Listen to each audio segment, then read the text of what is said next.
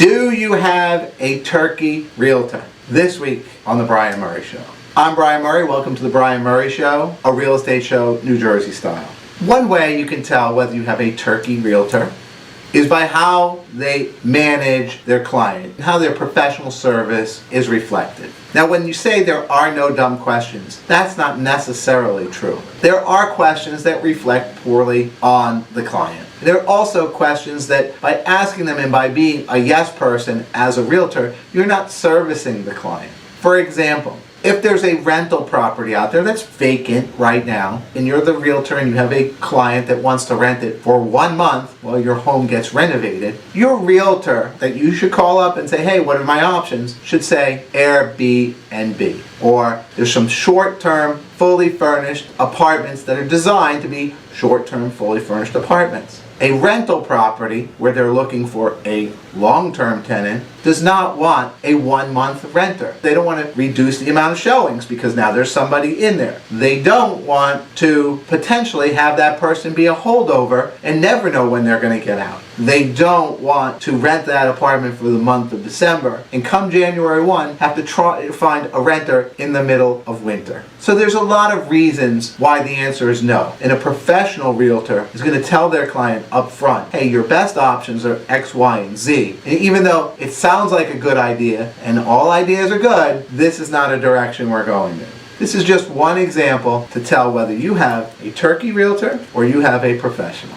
Weekly market report. Normally I'll go through all of the different numbers on this slide. However, there's only really one thing to focus on, and that's the number of contracts versus the number of available condos. In Jersey City, that number, when you divide one by the other, is about 3.5 months of inventory. But in Hoboken, that's about 1.5 months of inventory. There aren't going to be many new homes coming on the market between Thanksgiving and New Year's or even January 31st. That is the slowest time of the year for sellers to sell because, let's face it, when it's the holiday period, people aren't home, people have gifts that are lying all over the place. People are entertaining, whether they're out of their house, being entertained, or they're having people over. And the last thing they want to do is have to deal with buyers coming into their home and showing. So they say, I'll just wait. Then the winter comes and they wait a little longer. So you're going to see over the next 8 to 10 to 12 weeks, the number of homes on the market is going to continue to slide down as buyers continue to buy up the inventory that's there. Right now in Hoboken at 1.5 months of inventory, that's as low as it was in the mid-2000 teens, where you're talking about 12% year-over-year growth. So don't be surprised over the next 6 to 8 to 10 to 12 weeks if you start to see upward pressure on prices as buyers compete for fewer and fewer homes on the market. This is Brian Murray with the Weekly Market Report.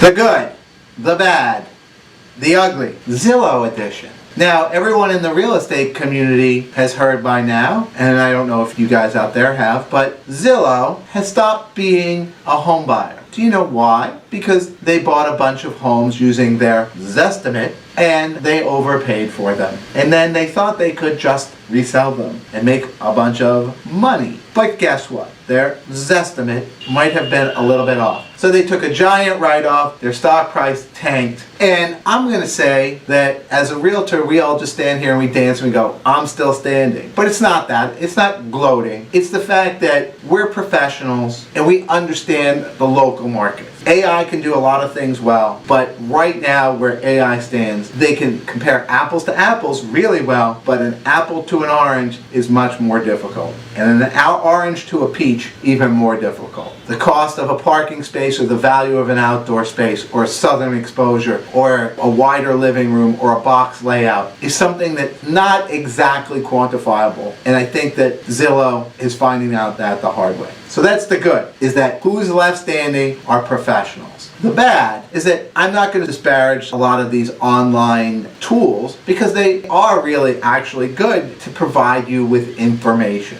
Not the Zestimate, but tax information and square footage and a little bit, just general walkability scores and things. So there's a lot of information that you can get from these online tools. And that's great because it provides a lot of information, and then when you're ready, you talk to a professional and we show you the wisdom. Because information is plentiful and wisdom is scarce. And the ugly. There will always be a new iBuyer. There'll always be a new tech company that thinks that they can come out there and they found the magic bullet, that they found the solution solution. They found a way of buying people's home for less money and then controlling the market and raising the prices and making a bunch of money. The fact is that most of the inventory in the single-family home market is owned by families, and that they care about what money they put in their pocket. And this isn't some investor, this is a family that when they sell their home, they take that money to either buy a bigger home or they take that money to retire. And that money is important to them in a real personal way. And that's what needs to be kept in mind, is that anybody looking to take advantage of them with their algorithms and their AI and their tech money, know that these are real people. So I'm really glad for the real people out there who are going to get more value for their home because there isn't some algorithm out there that's trying to gobble up a bunch of homes. So short term, a bunch of people won there, but longer term, there would have been a lot more losses. So that's the good, the bad, the ugly. I'm going to leave you with a quote from Napoleon Hill. Do it now, and before anyone tells you to do it.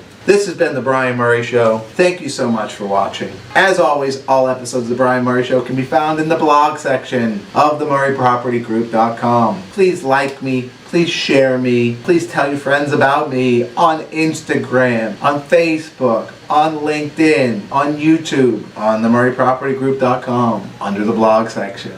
I appreciate all of the attention that you give me and all of the feedback. And if there's anything that you disagree with in the show, reach out to me personally and I'll show you why you're wrong. Thanks for watching.